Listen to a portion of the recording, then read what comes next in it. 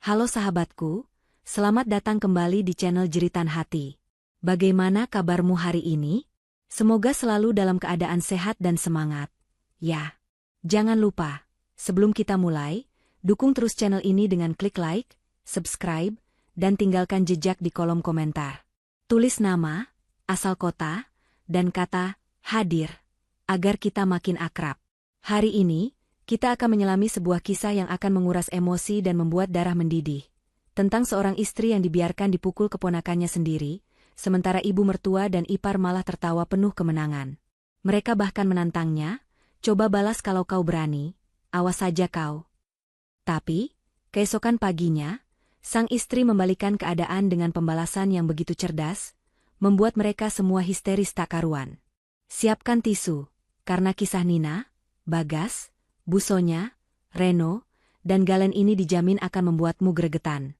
Yuk, kita mulai ceritanya. Pagi yang seharusnya dingin dan tenang di rumah mewah bergaya minimalis itu, selalu saja diawali dengan teriakan lantang Busonya, ibu mertua Nina. Busonya memang terbiasa membangunkan seluruh penghuni rumah seolah-olah sedang memberi perintah di barak militer. Nina, yang sudah lebih dulu bangun dan menyiapkan sarapan di dapur, hanya bisa menarik napas panjang.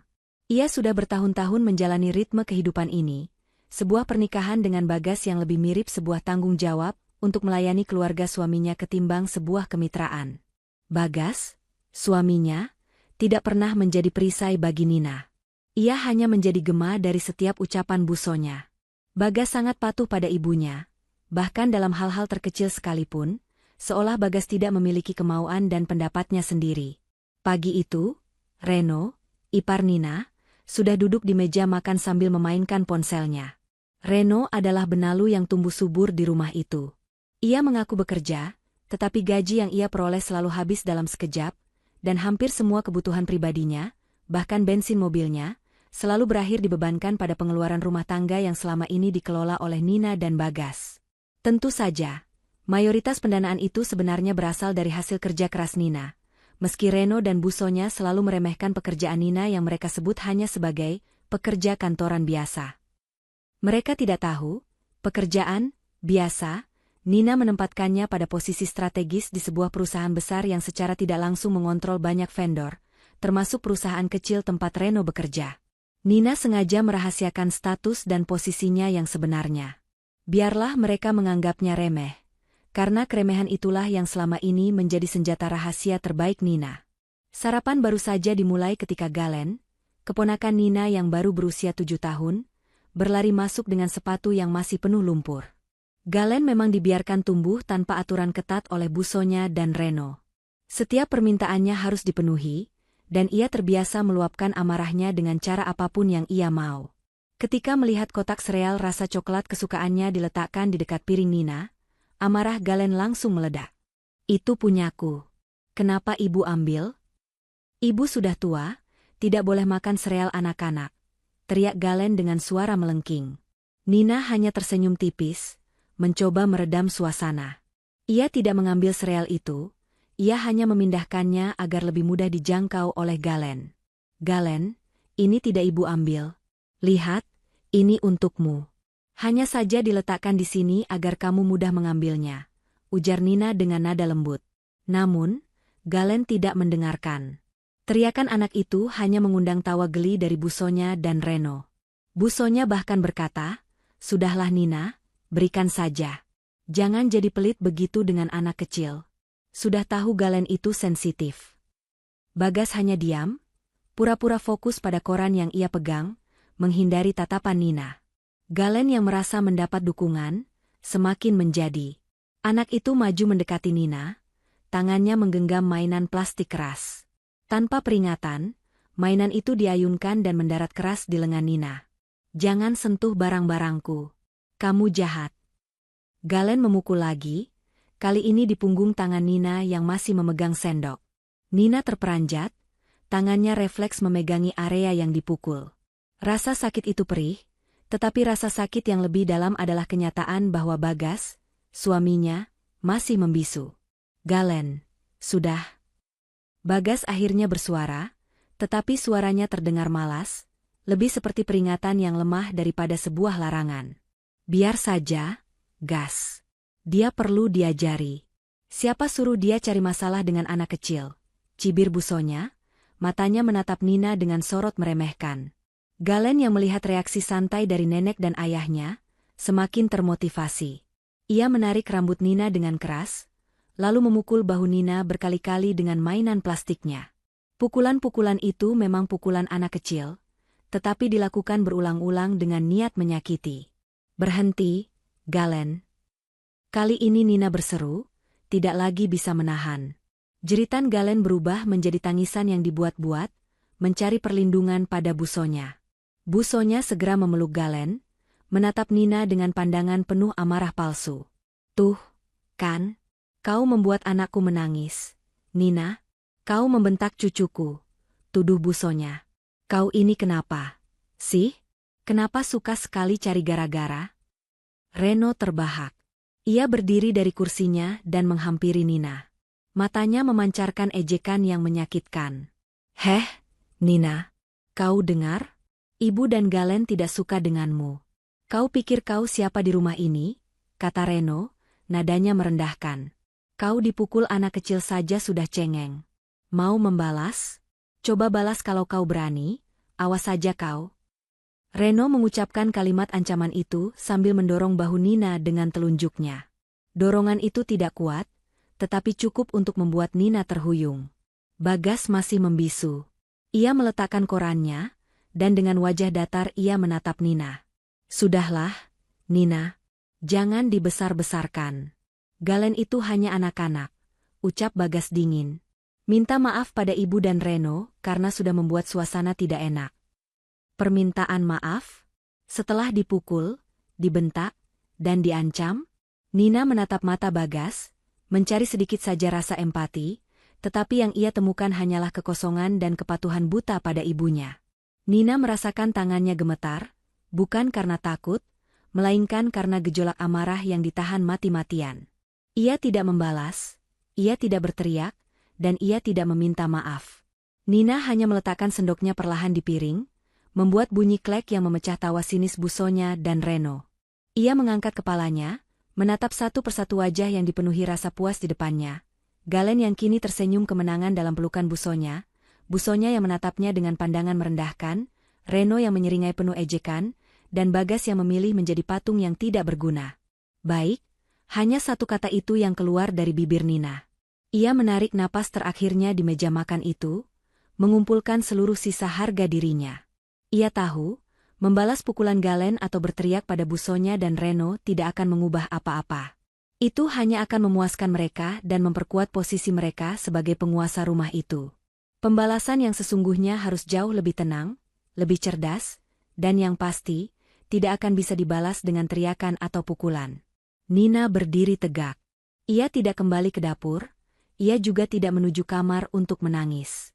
Ia langsung mengambil tas kerjanya, memakai jasnya, dan melangkah keluar dari rumah itu. Mau kemana kau pagi-pagi begini? Tanya busonya curiga. Kerja? Jawab Nina singkat tanpa menoleh ke belakang. Kerja? Cih.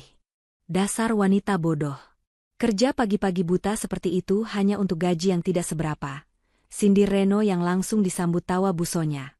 Nina tidak lagi peduli dengan apapun yang mereka katakan. Ia sudah melewati titik kesabaran. Setiap langkah yang ia ambil keluar dari pintu rumah itu bukan lagi langkah seorang istri yang tertekan, melainkan langkah seorang eksekutif cerdas yang baru saja memutuskan untuk mengaktifkan mode pembalasan. Di dalam mobilnya yang mewah, yang juga dibeli dengan uangnya sendiri tanpa mereka sadari, Nina menarik ponselnya. Ia tidak menelepon teman atau orang tuanya. Ia menelepon pengacaranya. Halo, Pak Bimo. Saya butuh Anda sekarang. Suara Nina berubah total, tegas, dan berwibawa. Tolong siapkan semua dokumen tentang pembagian aset yang sudah kita atur sejak 3 tahun lalu. Saya juga butuh semua detail kontrak kerjasama antara perusahaan saya dan PT Abadi Jaya, terutama yang berhubungan dengan direktur operasional mereka, Reno.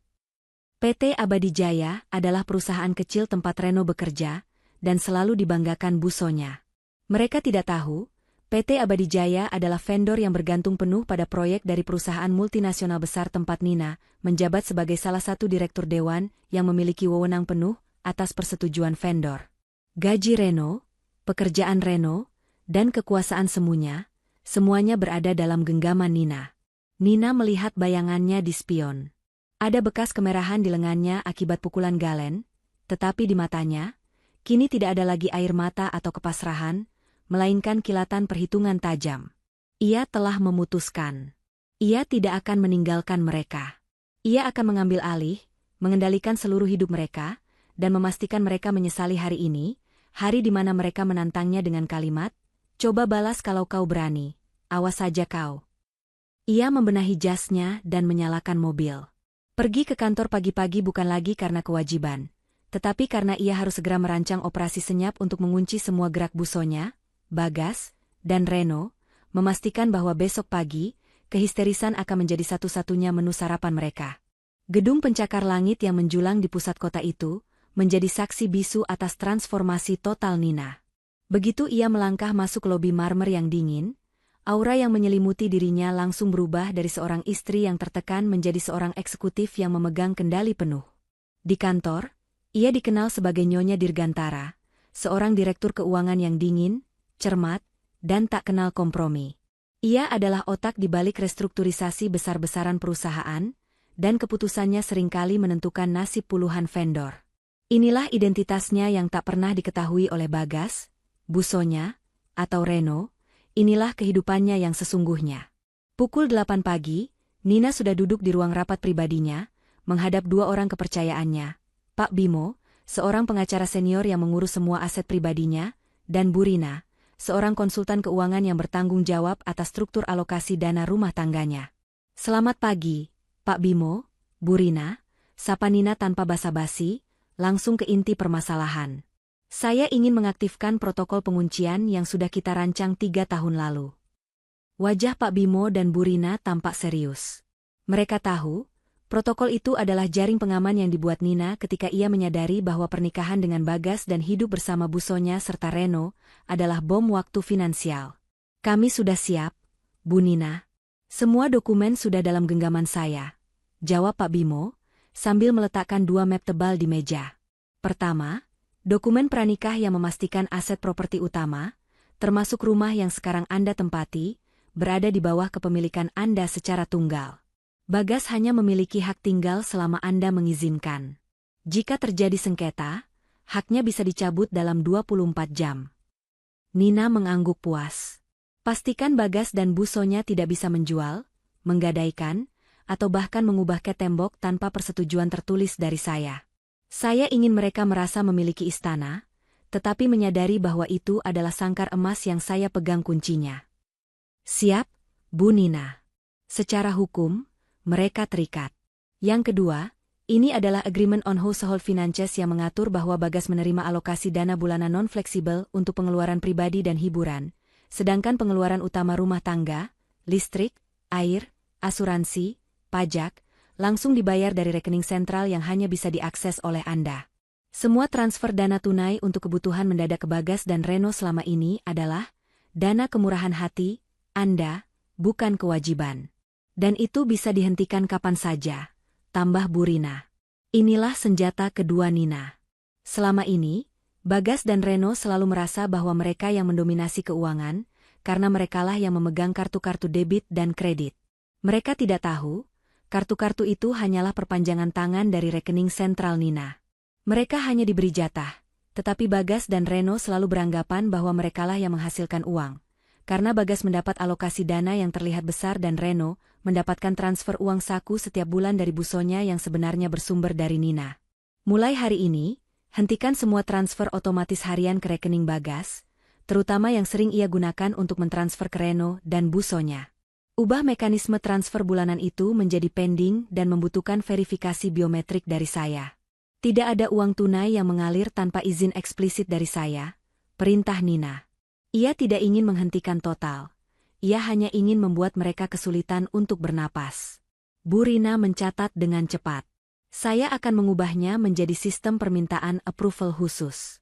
Setiap kali Bagas atau Busonya mencoba menggunakan kartu untuk transaksi di luar batas minimal, mereka akan menerima notifikasi bahwa dana tidak tersedia dan harus mengajukan permintaan dana secara resmi.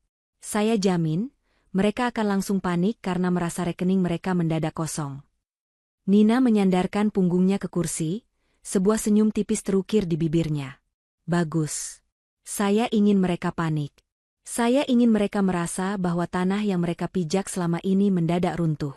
Mereka menantang saya untuk membalas, dan saya akan membalas dengan cara yang paling tenang dan paling menyakitkan bagi mereka, mengambil alih kontrol. Selanjutnya, perhatian Nina beralih ke Reno. Pak Bimo, saya ingin Anda segera mengurus masalah PT Abadi Jaya, perusahaan vendor tempat Reno bekerja. Anda sudah tahu posisi saya di sini. Perusahaan Reno mendapatkan hampir 70% proyeknya dari kita. Saya ingin Anda mulai dari yang paling kecil, tetapi paling mengganggu, audit kinerja mendadak. Pak Bimo mengerti. Di mata hukum dan bisnis, audit kinerja mendadak, terutama bagi vendor yang sangat bergantung, adalah sinyal bencana. Saya akan kirim tim independen ke kantor mereka siang ini. Alasannya, diskrepansi kecil dalam laporan kuartal terakhir dan peninjauan ulang persyaratan kontrak demi efisiensi. Secara legal, mereka tidak bisa menolak. Jelas Pak Bimo. Ini akan membuat Reno sangat sibuk dan panik, karena ia pasti menyembunyikan banyak hal. Saya ingin mereka menemukan setidaknya satu pelanggaran kecil yang bisa dijadikan dasar untuk penangguhan kontrak, bukan pemutusan, koreksi Nina. Ia tidak ingin menghancurkan mereka dalam sekejap, karena itu akan mengakhiri permainannya terlalu cepat. Ia ingin mereka tercekik perlahan. Penangguhan, siap. Ini akan memberikan tekanan luar biasa pada Reno, dan tentu saja, pada Busonya dan Bagas, karena mereka sangat bergantung pada uang yang Reno berikan, yang mana uang Reno juga berasal dari kita, ujar Pak Bimo. Nina menutup rapat pagi itu dengan sebuah kalimat tegas. Saya tidak akan bercerai, dan saya tidak akan meninggalkan rumah itu. Saya akan mengubah rumah itu menjadi kantor pusat pembalasan saya, dan mereka adalah karyawan yang harus tunduk pada aturan. Mereka menantang saya dengan kekerasan dan ancaman. Saya akan membalas mereka dengan dokumen, hukum, dan stabilitas finansial. Kekerasan Galen hanyalah pemicu. Ancaman Reno hanyalah pintu yang saya butuhkan untuk memulai. Setelah Pak Bimo dan Bu Rina pergi, Nina menghabiskan 2 jam berikutnya dalam rutinitas kerja normalnya, menangani jutaan dolar dan membuat keputusan yang berdampak pada ribuan orang. Kontras yang luar biasa. Di mata dunia, ia adalah wanita yang berkuasa. Di mata Busonya dan Bagas, ia adalah istri bodoh yang gajinya tidak seberapa. Saat jam makan siang, Nina menerima update dari Bu Rina. Pesan dari Bu Rina, sudah aktif, Bu Nina. Pagi ini, Bagas mencoba melakukan transfer dana besar untuk membayar cicilan mobil Reno yang sudah jatuh tempo, dan transaksi itu langsung ditolak dengan notifikasi, verifikasi diperlukan. Bagas sudah mencoba 5 kali pula notifikasi itu muncul. Sepertinya Bagas sedang panik mencari tahu mengapa sistem keuangannya mendadak lumpuh. Nina tersenyum. Ini baru permulaan. Ia membayangkan Bagas yang kini pasti sedang menghubungi bank dengan wajah pucat. Bagas selama ini merasa aman karena rekening atas namanya terlihat penuh. Padahal Bagas tidak menyadari bahwa itu hanyalah pintu masuk yang bisa dikunci Nina kapan saja. Sementara itu, di rumah, kekacauan memang sudah dimulai. Bagas tiba-tiba pulang dari kantornya, yang sebenarnya hanyalah kantor cabang kecil yang Bagas kelola dengan modal dari warisan Bagas yang sudah lama habis. Bagas memarkir mobilnya dengan terburu-buru dan langsung menuju kamar Busonya. Bu, ada apa ini? Kenapa kartu ATM Bagas ditolak semua? Dana Bagas yang selama ini Bagas kumpulkan seolah-olah lenyap. Bagas baru saja gagal membayar mobil Reno, Bu. Kalau mobil Reno disita, bagaimana image kita di mata tetangga?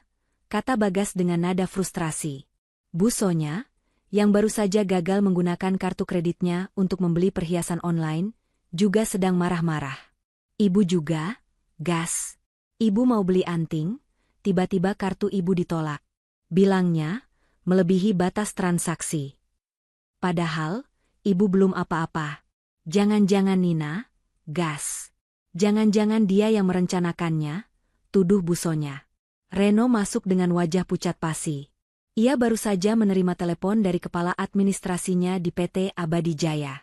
Ayah, ibu, gawat, tiba-tiba ada tim audit dari klien terbesar kita datang. Mereka datang dengan wajah serius dan bilang mau meninjau ulang semua dokumen kontrak. Ini aneh, Bu. Kenapa mendadak? Mereka bilang ada diskrepansi kecil yang ditemukan dan harus segera diperbaiki atau kontrak bisa ditangguhkan, kata Reno, suaranya bergetar. Bu Sonya menyatukan keningnya. Tidak mungkin, nomor. Kita selalu berhati-hati. Klien terbesar itu kan perusahaan di bawah naungan BUMN, bukan? Apa hubungannya dengan Nina? Mereka bertiga duduk di ruang tamu, membicarakan masalah keuangan mereka yang mendadak lumpuh, tanpa pernah menyadari satu benang merah pun. Bagas panik karena tidak bisa mengakses uangnya. Bu Sonya panik karena terhambat gaya hidupnya yang mahal. Reno panik karena sumber penghasilannya terancam. Di kantor, Nina menerima update kedua. Tim audit internalnya sudah tiba di PT Abadi Jaya dan sudah meminta seluruh data transaksi 3 tahun terakhir. Reno sudah terlihat linglung. Saat makan siang, Bagas menelepon Nina. Halo, Nina? Kamu di mana? Cepat pulang, bentak Bagas. Nina mengambil jeda sejenak. Maaf, Bagas. Saya sedang rapat penting. Ada apa? Rapat? Rapat apa? Uang Bagas kenapa mendadak hilang semua? Kenapa Bagas tidak bisa transfer ke Reno? Kamu pasti yang melakukan, kan? Kamu mau membalas karena tadi pagi Galen memukulmu? Tuduh Bagas dengan nada menuduh yang memuakan. Membalas? Tanya Nina, nadanya tenang dan terkontrol, kontras dengan Bagas yang histeris. Bagas, saya tidak akan membalas dengan cara anak kecil. Saya tidak akan membalas dengan pukulan. Saya membalas dengan aturan. Saya telah mengubah semua pengaturan keuangan rumah tangga menjadi sistem verifikasi yang ketat. Anda harus mengajukan permintaan dana, Bagas, jika Anda membutuhkan uang. Bukankah selama ini kalian menganggap saya wanita bodoh? Jadi, sekarang wanita bodoh ini sedang mengurus keuangan agar tidak ada lagi pemborosan dan penyalahgunaan dana. Gila kamu, Nina. Kamu tidak bisa melakukan ini. Itu uang kita bersama, seru Bagas. Uang kita bersama? Ulang Nina dengan tawa pelan yang menusuk.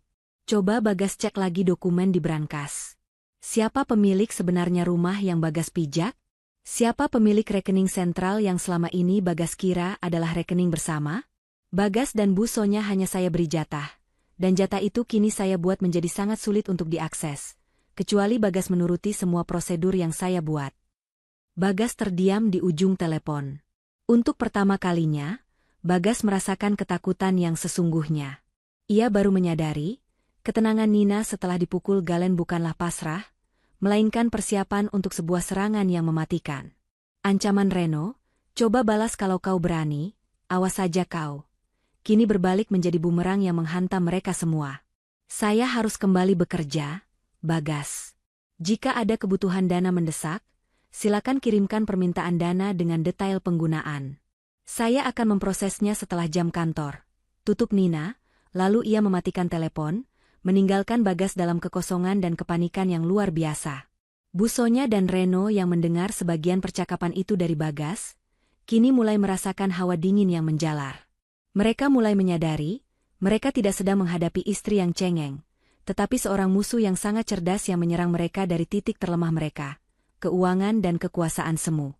Nina kembali fokus ke pekerjaannya, tetapi hatinya terasa ringan. Ia tidak perlu berteriak. Ia hanya perlu menekan tombol, dan seluruh hidup mereka sudah berada dalam kendalinya. Malam operasi senyap baru saja akan dimulai. Malam itu, rumah mewah yang seharusnya menjadi tempat peristirahatan itu terasa seperti ruang tunggu interogasi yang pengap. Lampu-lampu kristal menyala terang, tetapi tidak mampu mengusir kegelisahan yang menyelimuti Bagas, Bu Sonya, dan Reno. Mereka duduk di ruang keluarga, ponsel dan tablet di tangan, terus-menerus mencoba mentransfer uang, membayar tagihan, atau sekadar memeriksa saldo, namun selalu gagal. Setiap kali muncul notifikasi, verifikasi diperlukan, atau dana tidak tersedia, kepanikan mereka semakin bertambah. Bagas, yang terbiasa hidup nyaman tanpa perlu pusing memikirkan detail keuangan, karena selalu mengandalkan alokasi otomatis, kini merasa lumpuh total. Ia menelepon banknya, Tetapi pihak bank hanya menjelaskan bahwa semua transaksi di luar batas minimal kini membutuhkan otorisasi 2 faktor dari pemilik rekening utama. Bagas bahkan tidak menyadari bahwa ia bukanlah pemilik rekening utama. Rekening atas namanya hanyalah rekening penyalur yang terikat secara hukum pada rekening sentral Nina. Ini tidak masuk akal. Bagaimana mungkin dia bisa melakukan ini tanpa kita sadari? Dia hanya istri bodoh yang selalu kita remehkan, teriak Bu Sonya, melempar ponselnya ke sofa. Bu Sonya frustrasi karena rencana makan malam mahalnya dengan teman-teman sosialitanya harus dibatalkan karena kartu yang ia gunakan ditolak di restoran bintang 5. Baginya, penolakan itu adalah aib sosial yang lebih besar daripada masalah keuangan itu sendiri. Reno, wajahnya berminyak karena keringat dingin, terus mondar-mandir. Masalahnya jauh lebih serius. Telepon dari tim audit perusahaan Nina, yang ia yakini sebagai kliennya, terus berdatangan. Mereka menemukan kecacatan minor dalam laporan biaya operasional bulan lalu yang, jika diperbesar, bisa menjadi alasan sah untuk menangguhkan kontrak besar senilai miliaran. Jika kontrak itu ditangguhkan, PT Abadi Jaya akan kolaps, dan Reno bukan hanya kehilangan pekerjaan, tetapi juga harus menanggung malu dan kemungkinan tuntutan denda. Ayah, Ibu, ini bukan cuma soal uang belanja. Ini soal perusahaan saya. Kalau mereka menangguhkan kontrak, kita bangkrut. Kita tidak bisa membiarkan Nina bermain-main begini. Seru Reno, suaranya kini penuh ketakutan, jauh dari nada mengejeknya pagi tadi. Bagas, yang kini merasa terpojok, mencoba menelepon Nina lagi. Telepon berdering lama, dan baru diangkat saat nada dering terakhir. Halo, suara Nina terdengar profesional dan lelah, seolah ia baru saja menyelesaikan pekerjaan besar. Nina, cepat pulang sekarang. Jelaskan apa maksud semua ini. Kembalikan semua pengaturan keuangan seperti semula, tuntut Bagas. Saya tidak bisa, Bagas, jawab Nina dengan nada datar. Saya masih di kantor. Ada laporan yang harus saya selesaikan. Dan Bagas, saya tidak akan mengembalikan pengaturan itu. Mulai sekarang, hidup kita akan berjalan dengan aturan baru. Aturan yang saya buat. Aturan apa? Aku suamimu. Aku yang berhak mengatur rumah ini. Bagas membentak, berusaha menegaskan kembali dominasinya yang kini terasa hampa. Benarkah? Kalau begitu, Bagas tidak perlu uang dari saya, kan? Bagas bisa mengurus semua tagihan listrik, air, asuransi, dan cicilan rumah ini sendiri, tanya Nina balik. Suaranya tetap tenang namun mengintimidasi. Bagas terdiam. Ia tahu, cicilan rumah itu saja sudah menguras habis seluruh gajinya jika tidak ditopang dana besar dari Nina. Dengarkan saya, Bagas. Saya akan pulang jam 11 malam. Saat saya tiba, saya tidak ingin mendengar keluhan. Jika Bagas membutuhkan dana darurat untuk besok, kirimkan email resmi ke alamat kantor saya dengan lampiran bukti kebutuhan yang jelas. Saya akan memprosesnya setelah saya tiba di rumah. Saya bukan bank otomatis Anda lagi, tutup Nina, lalu mematikan sambungan telepon. Padahal, Nina sudah berada di mobilnya, 2 blok dari rumah. Ia sengaja menunda kepulangannya untuk memberikan efek psikologis. Ia ingin mereka bertiga merasakan bagaimana rasanya menjadi tidak berdaya dan terisolasi secara finansial bahkan di rumah mereka sendiri. Di dalam mobil, Nina melakukan 2 hal krusial yang ia sebut operasi senyap fase kedua. Pertama, ia menghubungi Bu Rina, konsultan keuangannya. Bu Rina, saya ingin Bagas dan Bu Sonya merasakan ketidaknyamanan ekstra. Besok, semua layanan premium di rumah itu, seperti TV kabel, layanan streaming musik, dan Wi-Fi dengan kecepatan tinggi, akan mengalami down atau penurunan layanan. Pastikan password Wi-Fi juga berubah dan hanya saya yang tahu. Alasannya, kegagalan pembayaran otomatis akibat masalah sistem. Nina tahu, bagi Bu Sonya dan Reno, kehilangan hiburan dan koneksi internet adalah siksaan yang setara dengan kehilangan uang tunai. Mereka sangat bergantung pada hiburan digital dan media sosial untuk mempertahankan citra sombong mereka. Kedua, Nina menelepon Pak Bimo. Pak Bimo, saya sudah di dekat rumah. Besok pagi, saya ingin dokumen legal mengenai kepemilikan dan hak tinggal di rumah ini dipajang di ruang tamu. Saya juga ingin Anda mengirimkan 1 email lagi ke Reno. Kali ini bukan dari tim audit, melainkan dari Departemen Hukum perusahaan saya, yang menyatakan bahwa mereka sedang meninjau kemungkinan konflik kepentingan yang serius antara PT Abadi Jaya dan Dewan Direksi perusahaan kami. Beritahu mereka, jika konflik ini terbukti, kontrak akan dibatalkan, dan Reno bisa terkena sanksi hukum. Konflik kepentingan adalah kata kunci yang menakutkan di dunia bisnis. Reno, sebagai ipar dari seorang direktur yang mengurus vendor, pasti menyembunyikan fakta hubungan kekeluargaan itu dari kantornya. Email dari Departemen Hukum ini akan membuat Reno yakin bahwa ia bukan hanya menghadapi masalah kinerja, tetapi juga masalah kriminal. Saat jam menunjukkan pukul 11 malam, Nina akhirnya memarkir mobilnya. Rumah itu hening. Bu Sonya, Bagas, dan Reno sudah menunggu di ruang tamu. Wajah mereka tidak lagi dipenuhi tawa sinis, tetapi ketegangan dan kelelahan. Begitu Nina masuk, Bu Sonya langsung bangkit. "Nina, apa-apaan semua ini? Jangan buat kami menderita. Kembalikan uang kami." "Uang kalian?" tanya Nina. Ia melepas jasnya perlahan dan menggantungkannya di sandaran sofa, seolah Bu Sonya hanyalah perabotan yang tidak penting. "Saya tidak mengambil uang kalian. Saya hanya mengontrol uang saya. Bukankah saya sudah bilang, saya tidak akan membalas dengan pukulan, saya membalas dengan aturan. Aturan pertama, di rumah ini, semua pengeluaran harus jelas dan disetujui oleh saya." Reno maju mendekat, wajahnya memelas. "Nina, tolonglah. Jangan main-main dengan perusahaan saya. Ada apa dengan tim audit itu? Saya bisa kehilangan pekerjaan." "Pekerjaan?" Nina kini menatap Reno tajam. "Pekerjaan yang selama ini membiayai gaya hidup manja Bagas dan Bu Sonya? Pekerjaan yang selalu kau gunakan untuk meremehkan pekerjaanku?" "Saya tidak bermain-main, Reno. Jika perusahaanmu bersih dan profesional, kau tidak perlu takut dengan audit. Kecuali, memang ada yang kau sembunyikan." Bagas kini mencoba bermain kartu suami. "Sayang, jangan begini. Kita ini keluarga. Kasihan Galen. Besok dia butuh uang saku. Kembalikan saja, ya?" Nina tertawa kecil, tawa yang menusuk seperti jarum es. "Galen butuh uang saku? Silakan, Bagas. Tulis permintaan dana. Tuliskan di sana, uang saku untuk Galen. Saya akan menyetujui sejumlah nominal yang wajar. Tapi, saya akan menolak permintaan dana sebesar puluhan juta yang biasa Bu Sonya gunakan untuk arisan. Mulai sekarang, Bagas dan Reno harus bekerja. Tidak ada lagi uang cuma-cuma dari saya." Nina mengeluarkan kunci rumah, tetapi kali ini ia tidak meletakkannya di tempat biasa. Ia memasukkannya ke dalam tas kecilnya. Ia menuju dapur, mengambil segelas air, dan kembali ke ruang tamu. "Baiklah, saya lelah. Saya mau tidur. Besok pagi, jika ada yang ingin berdiskusi, siapkan surat resmi dengan agenda jelas. Saya hanya akan menerima komunikasi yang profesional. Dan Bagas, tolong siapkan dokumen-dokumen Agreement on Household Finances yang sudah pernah kita tanda tangani dulu.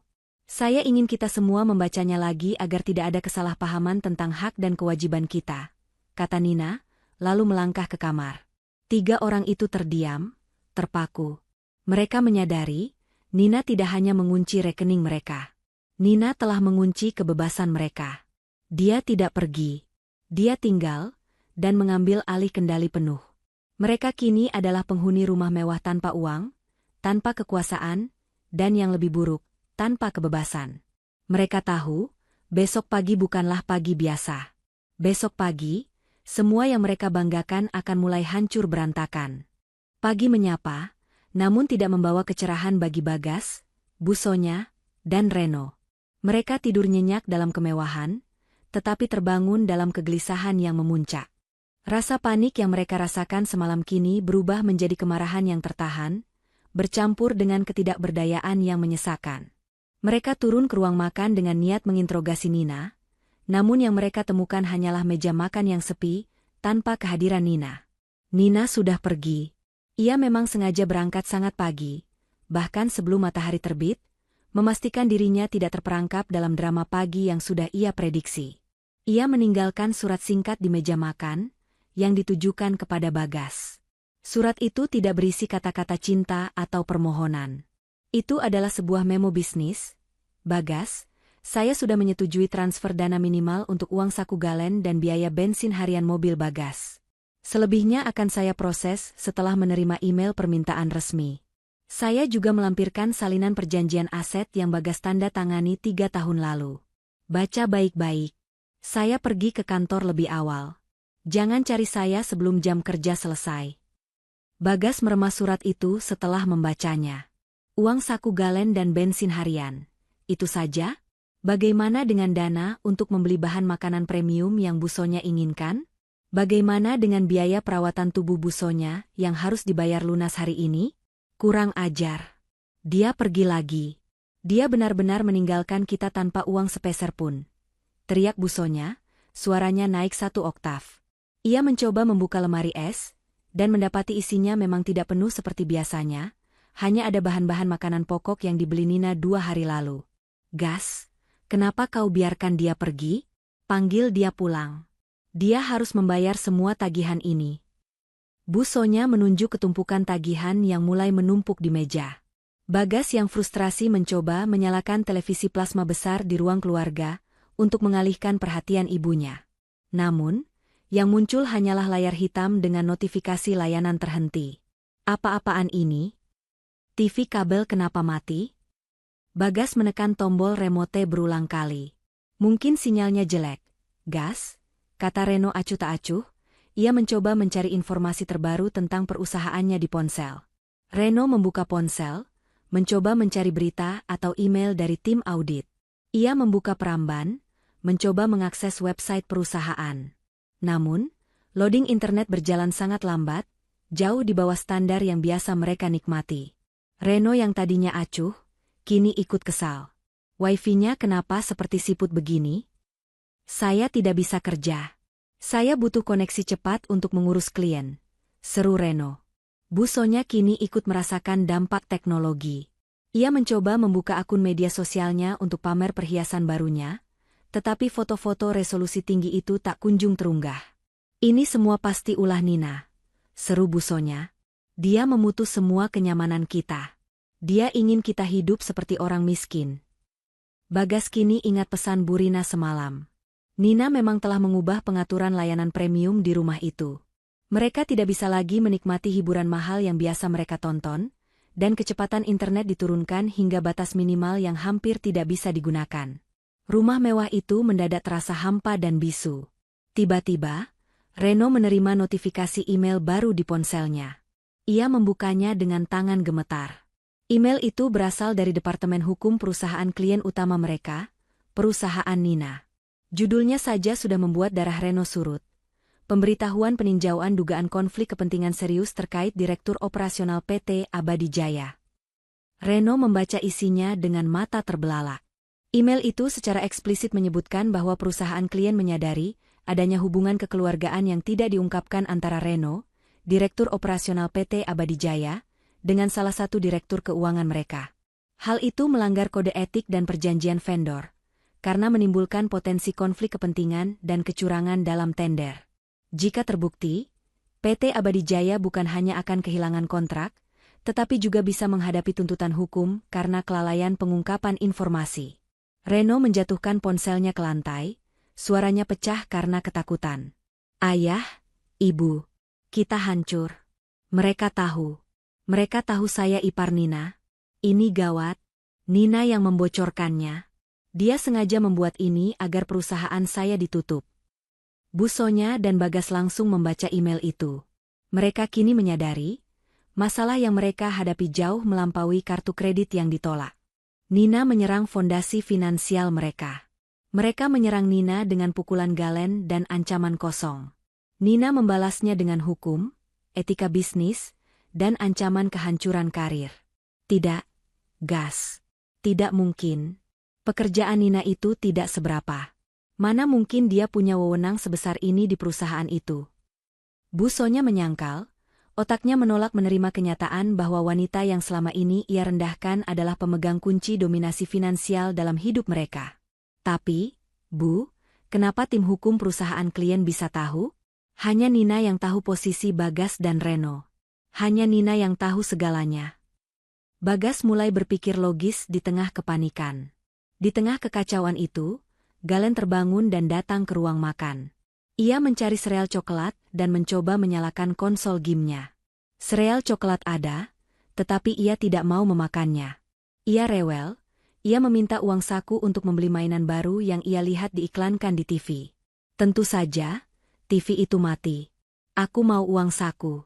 Aku mau beli mainan. Nenek, ayah, kenapa TV-nya tidak bisa hidup? Rengek Galen, lalu menendang kaki Reno. Reno, yang kini sedang menghadapi ancaman hukum dan finansial terbesar dalam hidupnya, tidak lagi bisa bersabar. Ia yang biasanya memanjakan Galen, kini membentak Galen dengan keras. Diam. Jangan ganggu. Kamu tidak lihat ayah sedang ada masalah besar? Tidak ada uang saku hari ini, teriak Reno, menunjuk pintu.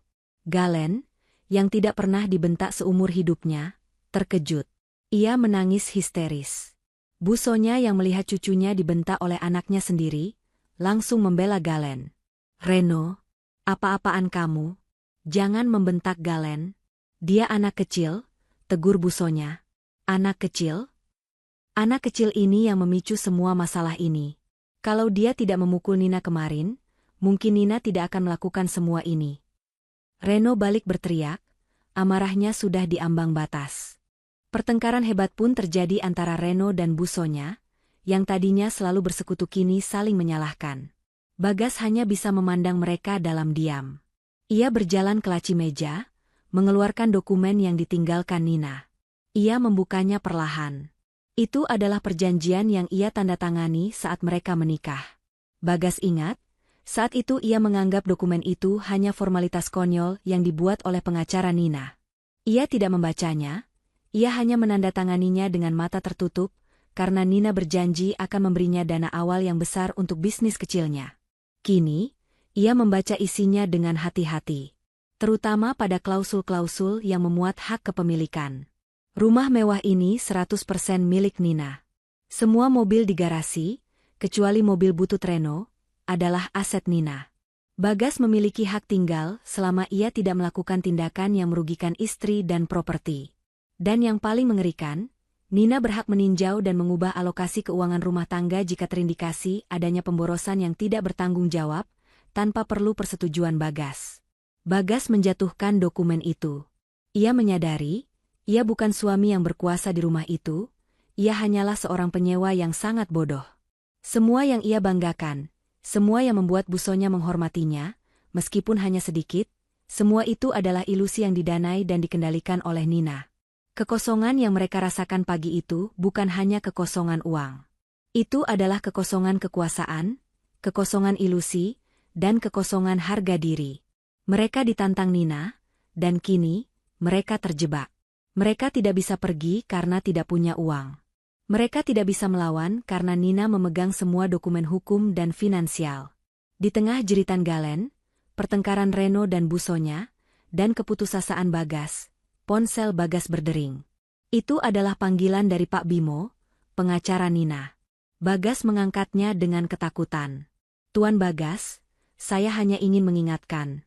Berdasarkan instruksi Nyonya Nina, saya akan mengirimkan tim penilaian aset sore ini untuk menilai ulang semua inventaris di rumah ini. Ini prosedur standar untuk peninjauan perjanjian hak guna properti. Mohon kerjasamanya, atau kami akan melibatkan pihak berwajib, kata Pak Bimo dengan nada dingin, lalu langsung mematikan telepon. Bagas menatap keluarganya yang kacau. Mereka histeris karena semua kenyamanan telah direnggut. Ia baru menyadari, tantangan Nina pagi kemarin adalah sebuah deklarasi perang yang dimenangkan Nina, bahkan sebelum Bagas menyadari pertempuran itu dimulai. Siang hari di rumah itu adalah klimaks dari kekacauan yang terjadi di pagi hari. Bagas, Bu Sonya, dan Reno kini berkumpul di dapur, bukan untuk makan, tetapi untuk merancang strategi. Setelah menerima telepon dari pengacara Nina yang mengancam akan mengirim tim penilai aset, rasa panik mereka meningkat menjadi teror. Mereka menyadari bahwa ancaman Nina untuk mengambil alih kendali rumah tangga bukanlah gertakan kosong. Kita harus menghentikannya, Gas. Kita harus meminta maaf dan membujuknya agar dia membatalkan semua ini. Bilang saja kita janji tidak akan membiarkan Galen nakal lagi, desak Bu Sonya, yang kini mulai kehilangan ketenangan. Ia bahkan rela mengorbankan harga dirinya sedikit demi mempertahankan gaya hidup mewahnya. Reno menggeleng, wajahnya masih pucat karena ancaman hukum di perusahaannya. Terlambat, Bu. Masalah saya sudah sampai di meja Departemen Hukum klien utama. Ini bukan lagi soal Galen atau uang saku. Ini sudah masalah bisnis dan legalitas. Kita perlu Nina mencabut laporan audit itu dan membatalkan email dari Departemen Hukumnya. Tapi bagaimana caranya? Dia tidak mau mengangkat telepon kita. Sejak Bagas terakhir kali meneleponnya, Nina memang tidak lagi bisa dihubungi melalui telepon pribadi. Nina sengaja membiarkan semua panggilan mereka masuk ke voicemail, dan ia hanya membalas pesan melalui email kantornya dengan jawaban singkat yang formal. Kita harus datangi dia di kantornya. Putus Bagas, merasa bahwa tatap muka adalah satu-satunya cara untuk mematahkan sikap dingin Nina. Ke kantor? Kau tahu di mana dia bekerja? Gas? Katanya dia hanya bekerja di perusahaan yang gajinya tidak seberapa.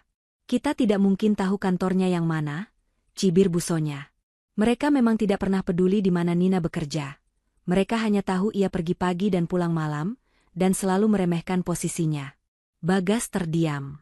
Ia ingat, Nina pernah menyebut nama perusahaannya beberapa tahun lalu, tetapi Bagas tidak mengingatnya, dan busonya langsung memotong pembicaraan itu dengan mengatakan bahwa pekerjaan Nina tidak penting. Ironisnya, ketidakpedulian mereka kini menjadi tembok yang membatasi upaya penyelamatan mereka sendiri. Akhirnya, Bagas memutuskan untuk mencoba jalur terakhir, panggilan darurat. Ia mengirim pesan ke nomor pribadi Nina, isinya dibuat sesopan mungkin, penuh permohonan, dan sedikit dilebih-lebihkan. Nina, tolong, kita butuh bicara. Ada keadaan darurat serius di rumah. Galen sakit, demam tinggi, dan kami tidak punya uang tunai untuk membawanya ke rumah sakit swasta yang biasa. Kami mohon, angkat telepon kami. Ini tentang nyawa Galen. Kasihanilah anak itu. Itu adalah kebohongan. Galen baik-baik saja, ia hanya sedang merengek karena TV kabel mati. Namun, Bagas berharap kebohongan ini akan menyentuh hati Nina sebagai seorang ibu, meskipun Galen bukan anak kandungnya. Di kantor, Nina sedang dalam rapat strategis dengan para eksekutif senior. Ponselnya bergetar di meja, menampilkan pesan dari Bagas. Nina membacanya sekilas, tetapi wajahnya tetap datar. Ia tahu itu hanya trik. Galen memang nakal, tetapi ia tahu Bagas tidak akan berani membiarkan Galen sakit parah. Setelah rapat selesai, saat semua eksekutif keluar, Nina meminta sekretarisnya untuk menyambungkan panggilan masuk dari nomor Bagas ke speaker telepon kantornya. Ini bukan lagi panggilan pribadi. Ini adalah urusan bisnis yang akan ia tangani dengan profesionalitas maksimum. Telepon berdering. Bagas langsung histeris begitu panggilan tersambung. Nina, syukurlah kamu angkat. Galen, Nina. Galen sakit parah. Demamnya tinggi sekali, badannya panas. Kami butuh uang cepat untuk membawanya ke rumah sakit. Bagas berteriak, suaranya dipenuhi drama yang ia buat-buat. Di sisi lain telepon, Nina bersikap sangat dingin. Bagas, Anda menelepon ke nomor kantor saya. Tolong jaga profesionalitas Anda. Jika Galen benar-benar sakit parah, bawa ke rumah sakit umum terdekat. Semua warga negara berhak atas pelayanan kesehatan dasar. Busonya yang mendengar itu langsung merebut telepon.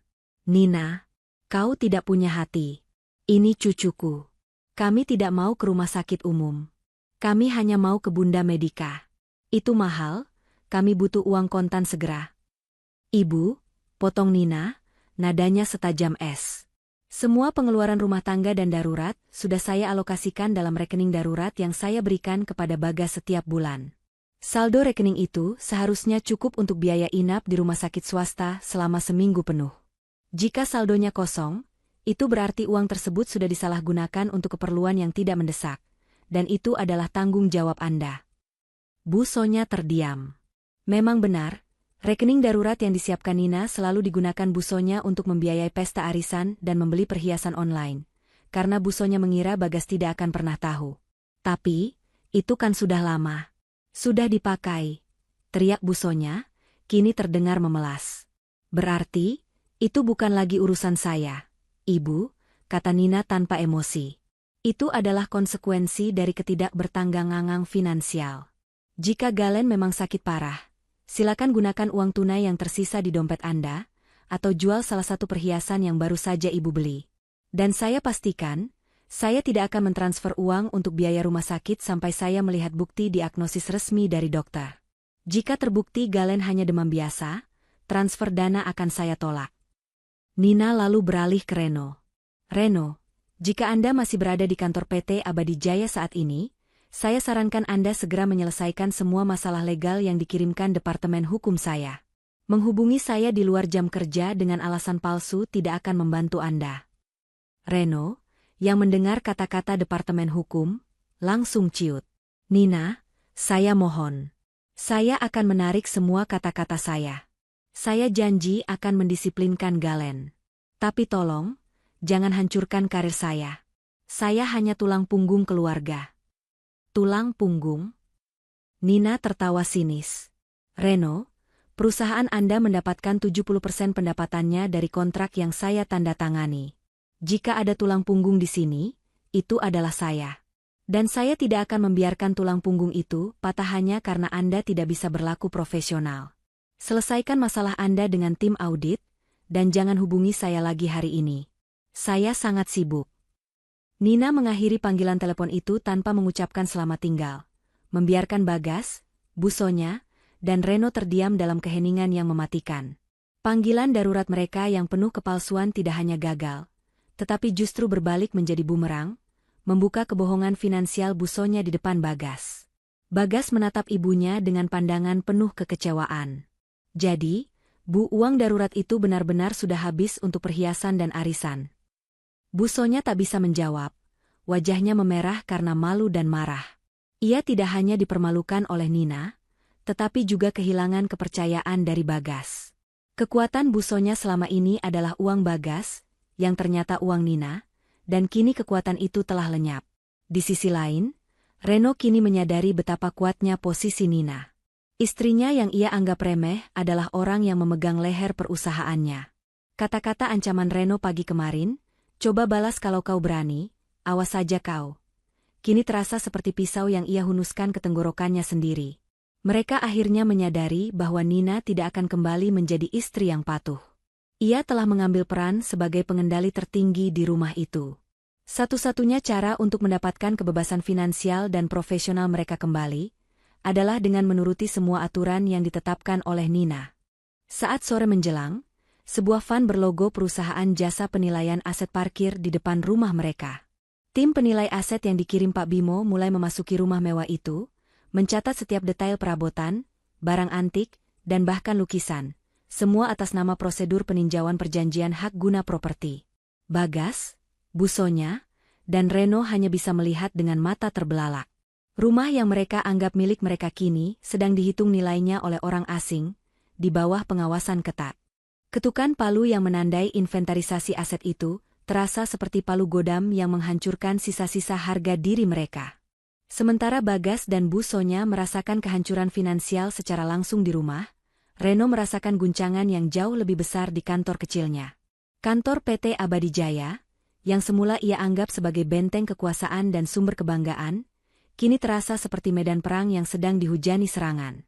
Reno tiba di kantor dengan wajah berantakan. Semalam suntuk ia tidak tidur, menghabiskan waktu mencoba mencari pinjaman dana dari teman-temannya yang kaya, hanya untuk ditolak mentah-mentah. Tidak ada satupun yang bersedia meminjamkan uang padanya, karena mereka tahu Bagas dan Reno selama ini hidup dalam ilusi dan tidak memiliki aset yang jelas untuk dijadikan jaminan. Ketika ia melangkah masuk, ia disambut oleh kepala administrasinya yang terlihat panik. "Pak Reno, gawat, tim audit itu, mereka masih di sini. Mereka bukan hanya meninjau laporan, Pak. Mereka membongkar semua arsip. Mereka menanyakan detail-detail kecil dari proyek 5 tahun lalu. Kita tidak pernah diaudit sedetail ini sebelumnya," lapor kepala administrasi itu dengan suara berbisik penuh ketakutan. Reno segera menuju ruang rapat yang kini diokupasi oleh 3 orang auditor berwajah dingin dari perusahaan klien utama. Mereka bukan sekadar auditor biasa. Mereka adalah tim khusus yang dikirim langsung di bawah perintah Nina, untuk mencari setiap celah kecil yang bisa digunakan sebagai leveraging point. "Selamat pagi, Tuan Reno," sapa salah satu auditor, Nada bicaranya sangat formal, tanpa sedikit pun keramahan. Kami sudah menemukan beberapa anomali. Salah satunya terkait pengadaan material proyek B12. Ada markup harga yang tidak wajar dan vendor yang Anda gunakan tidak memiliki sertifikasi yang sesuai standar kontrak kami. Reno langsung berkeringat. Markup itu memang ia lakukan. Itu adalah salah satu cara Reno menambah pundi-pundi pribadinya tanpa sepengetahuan mitra bisnisnya yang lain. Ia yakin, hal itu tersembunyi dengan rapi di tumpukan dokumen yang tebal. Tunggu dulu. Itu hanya kesalahan kecil. Angka itu tidak signifikan. Kami bisa memperbaikinya. Seru Reno, berusaha meremehkan masalah tersebut. Auditor itu tersenyum tipis. Senyum yang tidak mencapai mata. Tuan Reno, di perusahaan klien kami, tidak ada yang namanya kesalahan kecil dalam integritas kontrak. Apalagi jika melibatkan markup dana klien. Kami sudah mengirimkan laporan awal ini ke Departemen Hukum perusahaan kami, bersama dengan email peninjauan konflik kepentingan yang sudah Anda terima. Guncangan itu terasa seperti tinju di perut Reno. Ia menyadari, auditor itu bukan hanya mencari celah finansial, tetapi juga menggabungkannya dengan masalah legal yang lebih besar, konflik kepentingan yang ia sembunyikan. Ini adalah serangan dua arah yang cerdas dan mematikan. Baiklah, saya mohon. Beri saya waktu untuk menjelaskan. Saya bisa menjelaskan semuanya. Pinta Reno, kini suaranya terdengar memelas. Maaf, Tuan Reno.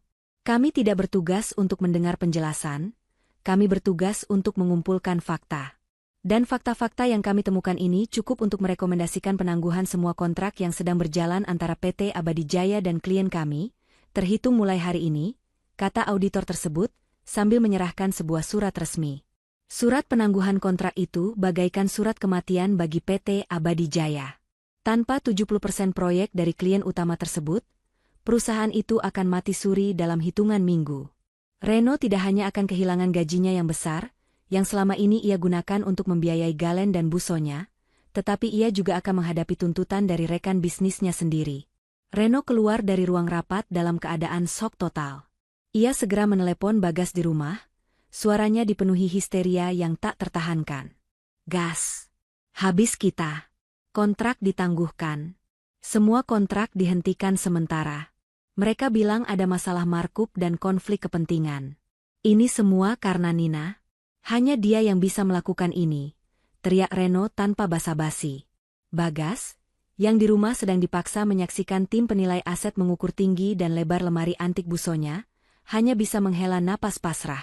Aku tahu, nomor. Aku tahu. Tim mereka juga ada di sini. Mereka menginventaris semua barang kita. Mereka bilang ini prosedur legal. Busonya merebut telepon Bagas. Reno, jangan panik. Pasti ada jalan. Kau harus melawan. Kau kan yang berkuasa di perusahaan itu. Berkuasa apanya, Bu? Perusahaan itu sudah mati. Saya sekarang sedang dicari oleh rekan bisnis saya sendiri. Saya harus segera lari. Saya tidak punya uang sepeser pun untuk menggaji staf saya bulan ini. Reno menangis. Tangisan yang bukan karena emosi, tetapi karena ketakutan murni akan kehancuran finansial dan sosial. Di sisi lain, Nina, yang sudah menerima laporan real-time dari tim auditnya, kini sedang menyusun langkah berikutnya. Ia tidak ingin Reno bangkrut total dan kabur. Ia ingin Reno tetap ada, terperangkap, dan tunduk. Nina mengirimkan email formal kepada Bagas dan Reno, tembusan kepada Busonya, dengan judul, Solusi Penyelamatan Kontrak PT Abadi Jaya dan Protokol Keuangan Rumah Tangga Baru. Isi email itu sangat sederhana dan mematikan. Status PT Abadi Jaya.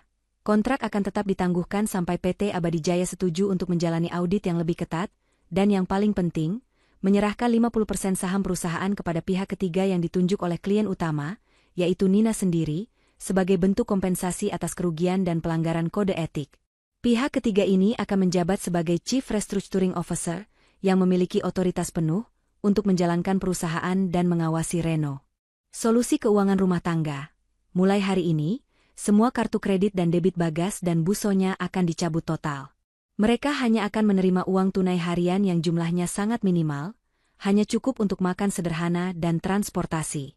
Semua pengeluaran di luar itu harus melalui surat permintaan dana resmi yang harus diajukan kepada Nina seminggu sebelumnya, disertai alasan yang sangat kuat dan bukti pendukung.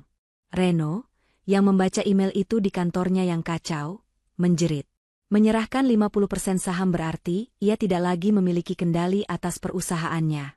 Ia akan menjadi boneka, bekerja di perusahaannya sendiri di bawah kendali Nina. Namun, jika ia menolak, perusahaan itu akan hancur total, dan ia akan kehilangan segalanya, termasuk namanya. Sementara itu, Bagas dan Busonya di rumah membaca bagian kedua email itu. Dicabut total? Uang tunai harian yang minimal? Tidak, Gas. Kita tidak bisa hidup begini. Kita harus melawan. Dia ingin kita menjadi pengemis di rumah kita sendiri. Teriak Busonya, kini mencengkeram lengan Bagas.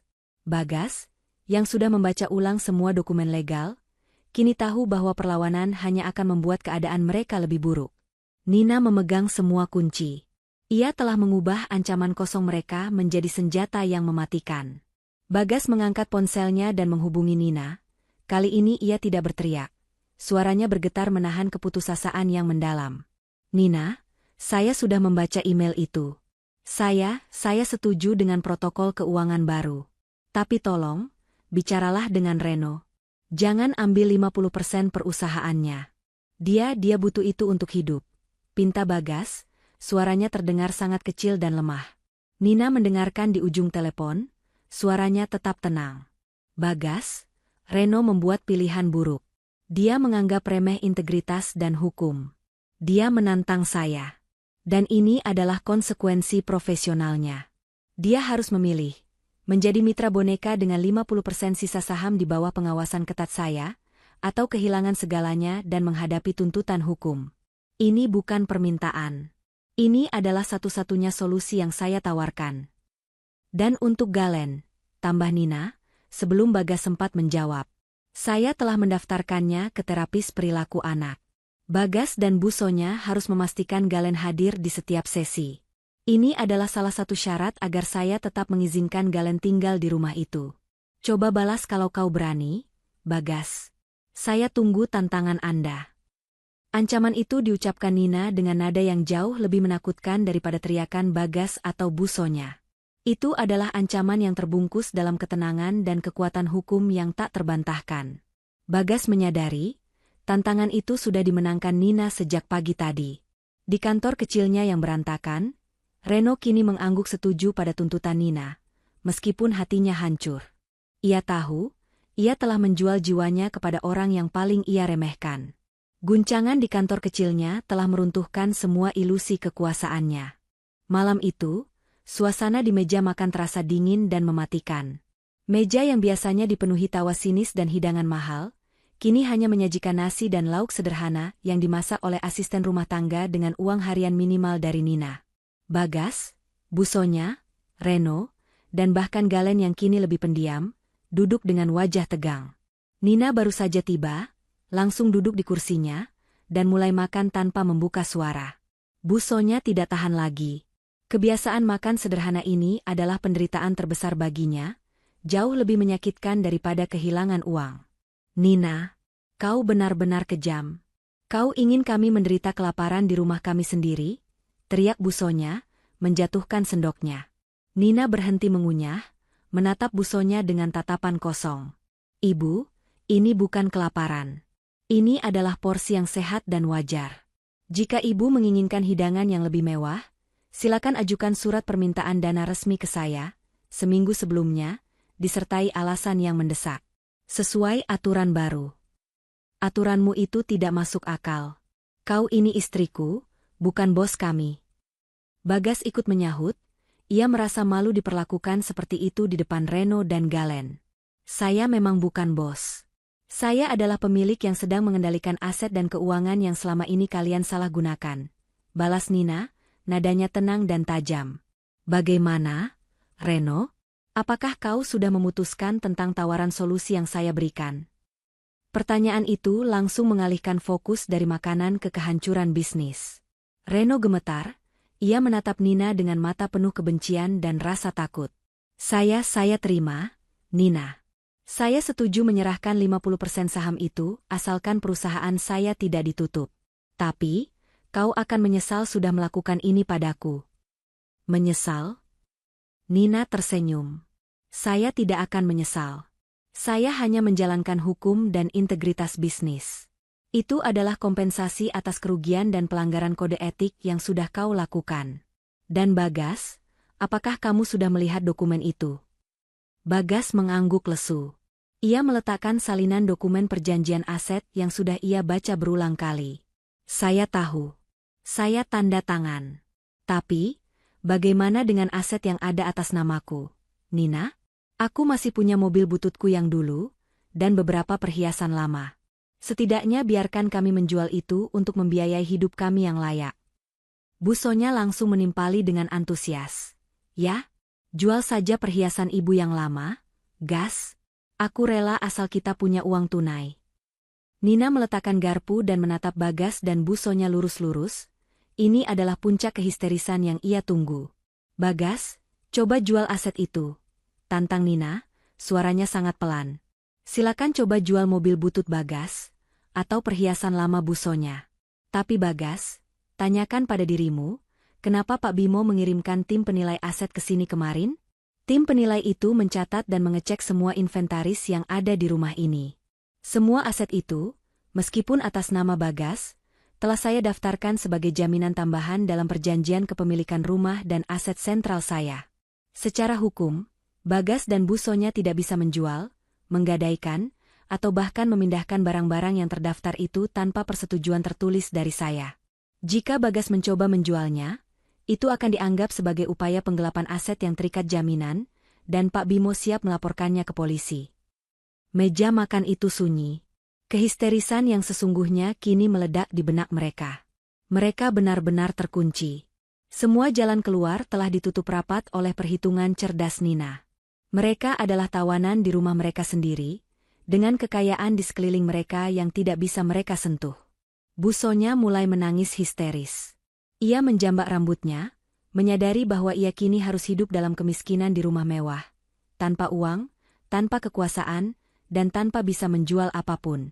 Aku benci kamu, Nina. Kamu monster. Kamu menghancurkan hidup kami, teriak Bu Sonya sambil menjerit-jerit. Reno memukul meja, lalu beranjak pergi meninggalkan meja makan, tidak sanggup menghadapi kenyataan pahit bahwa ia kini menjadi budak di perusahaannya sendiri.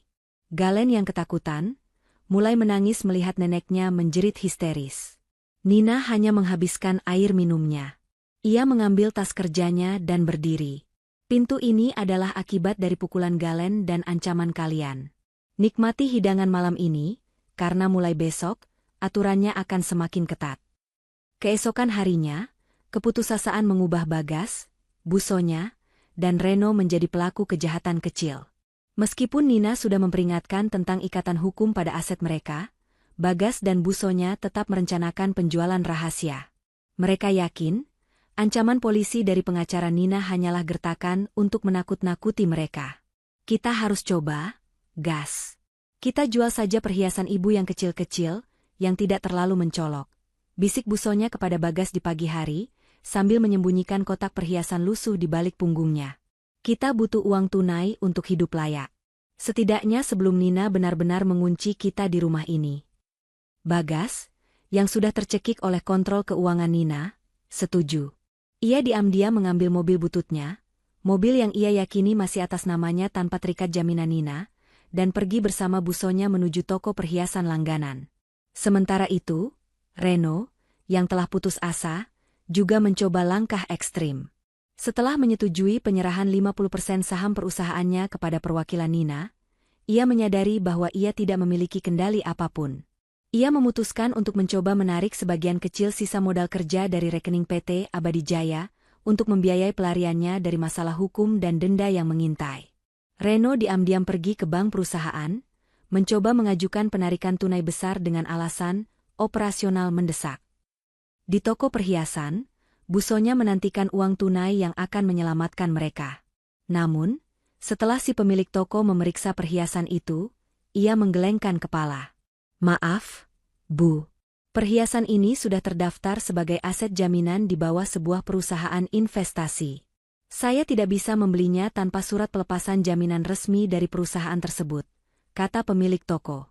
Busonya dan Bagas terperangah. Jaminan? Bahkan perhiasan kecil itu?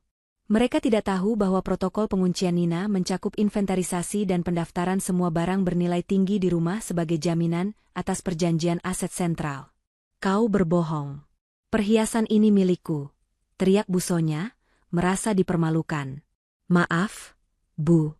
Data kami tidak berbohong, jawab pemilik toko tegas. Bagas segera panik, ia mengendarai mobil bututnya menuju tempat penjualan mobil bekas, berharap bisa menjual mobil lamanya itu. Namun, ia kembali mendapat jawaban serupa. Mobilnya sudah diblokir penjualannya secara hukum karena terikat pada aset yang sedang disengketakan dijamin. Tantangan Nina, jual aset itu, kini berbalik menjadi bumerang yang menghantam mereka telak. Upaya mereka untuk menjual aset rahasia mereka hanya membuktikan betapa menyeluruh dan cerdasnya pembalasan Nina. Mereka benar-benar tidak punya apa-apa yang bisa mereka sentuh. Pada saat yang sama, Reno yang berada di bank juga mengalami nasib serupa. Ketika ia mengajukan penarikan dana, manajer bank langsung mendatanginya dengan wajah serius. Maaf, Tuan Reno. Berdasarkan surat perintah dari Dewan Direksi Klien Utama Anda, semua dana operasional di rekening PT Abadi Jaya dibekukan sementara. Kami menduga adanya penyalahgunaan dana yang berpotensi melanggar hukum, terkait audit yang sedang berlangsung, jelas manajer bank itu. Kami telah melaporkan upaya penarikan ini kepada pengacara yang ditunjuk klien utama Anda. Reno langsung lemas. Upaya terakhirnya untuk melarikan diri kini, malah menyeretnya lebih dalam ke masalah hukum. Ia berbalik, keluar dari bank, merasa bahwa Nina tidak hanya mengendalikan, tetapi juga memprediksi setiap langkah kecil yang akan mereka ambil. Malam harinya, mereka bertiga bertemu di ruang tamu. Wajah mereka tidak lagi dipenuhi amarah, tetapi rasa tak berdaya yang mendalam. Mereka telah mencoba melawan, dan kekalahan mereka terasa begitu menyakitkan. Mereka menyadari, mereka harus menyerah total. Setelah kegagalan total mereka menjual aset, Bagas, busonya, dan Reno mencapai titik terendah. Malam itu, mereka menunggu kepulangan Nina dengan suasana hati yang berbeda. Bukan lagi amarah, melainkan keputusasaan dan ketundukan. Ketika Nina masuk, ia melihat mereka bertiga duduk diam, tidak ada teriakan atau caci maki. Ia duduk di sofa tunggal, mengambil remote AC, dan mengatur suhu ruangan tanpa menatap mereka. Bagas yang pertama kali memecah keheningan. Suaranya terdengar serak. Nina, kami menyerah. Kami sudah mencoba menjual barang-barang kami, dan kami baru sadar bahwa semua sudah terikat. Kami benar-benar tidak bisa kemana-mana. Busonya, dengan air mata yang sudah mengering, menimpali. Ibu minta maaf, Nina. Ibu minta maaf karena sudah meremehkanmu, dan membiarkan Galen memukulmu. Kami tidak tahu bahwa kau sepintar ini. Kami hanya melihatmu sebagai istri yang bodoh. Reno, yang kini menjadi manusia paling ketakutan, ikut bersuara, saya mohon, Nina. Tolong cabut laporan konflik kepentingan itu. Saya janji akan tunduk pada semua persyaratanmu, termasuk penyerahan saham.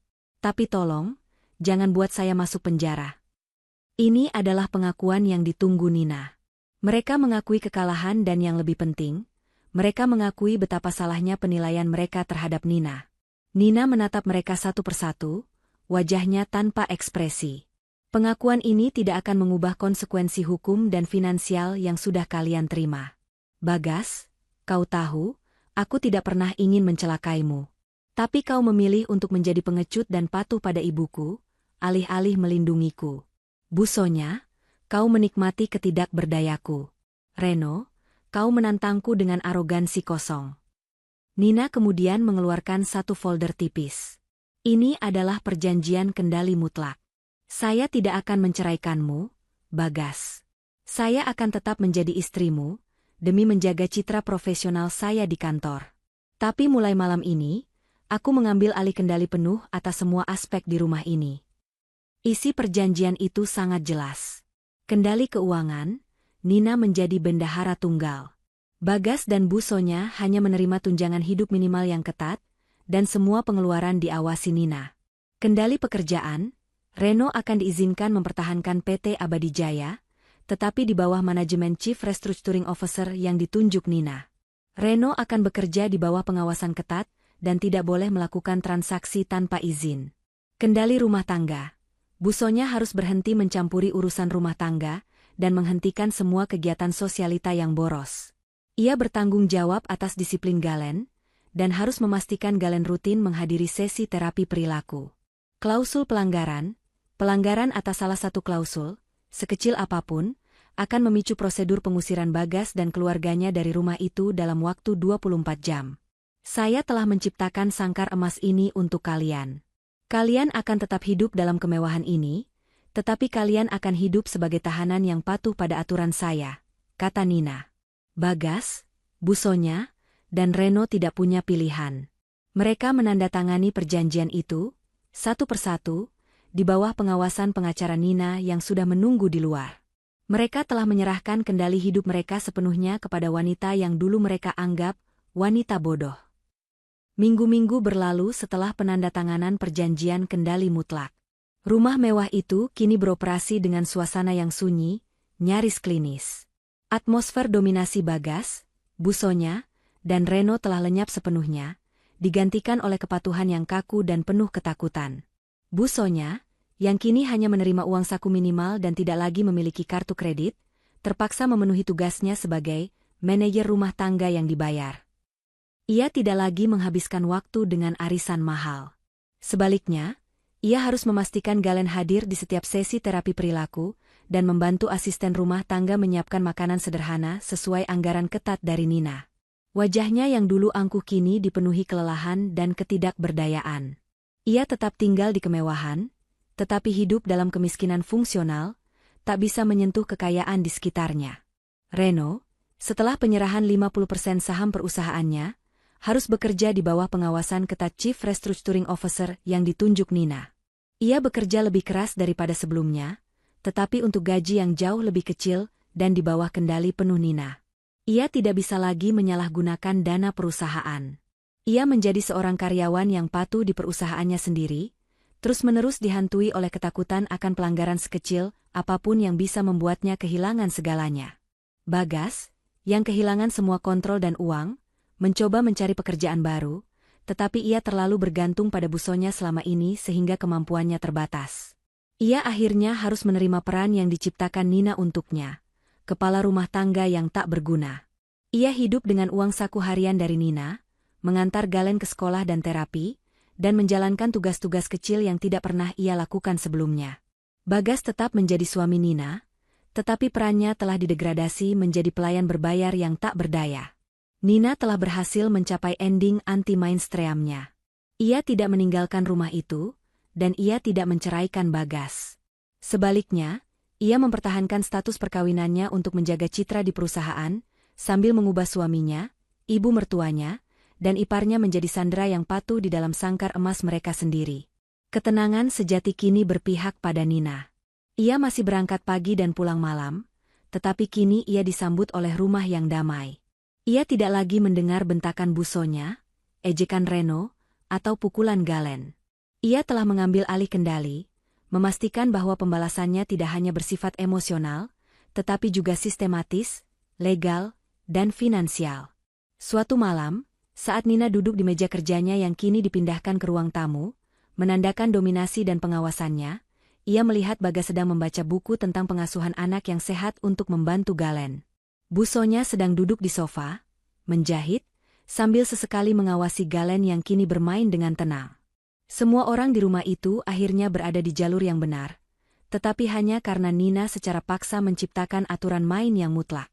Mereka hidup dalam kemewahan yang mereka cintai, tetapi dengan konsekuensi ketaatan yang mutlak. Nina tersenyum kecil. Ia telah memenangkan perang, bukan dengan berteriak, tetapi dengan pena, hukum, dan kecerdasan yang selama ini diremehkan. Ia mengangkat telepon dan menelepon Pak Bimo. Pak Bimo, saya ingin memastikan semua progress report dari Chief Restructuring Officer Reno dikirimkan ke email saya setiap hari. Dan tolong, Pastikan semua persyaratan terapi Galen dipenuhi. Kita akan mempertahankan kendali ini selama yang saya inginkan. Di ujung telepon, Pak Bimo menjawab, "Siap, Bu Nina. Anda telah menciptakan sistem kontrol yang sempurna. Mereka tidak punya pilihan selain patuh." Nina menutup teleponnya. Ia memandang keluar jendela, melihat lampu-lampu kota yang bersinar, dan ia tahu, di tengah kemewahan itu, ia telah menemukan ketenangan baru dan kemenangan sejati yang selama ini ia cari. Ia tidak pergi. Ia mengambil alih. Jangan pernah meremehkan kekuatan seseorang yang memilih diam dan merencanakan. Kekuatan sejati tidak selalu tentang teriakan atau pukulan, tetapi tentang kecerdasan, kendali finansial, dan pemanfaatan hukum yang tenang. Balasan terbaik adalah menjadikan kelemahan orang lain sebagai kekuatan terbesar kita.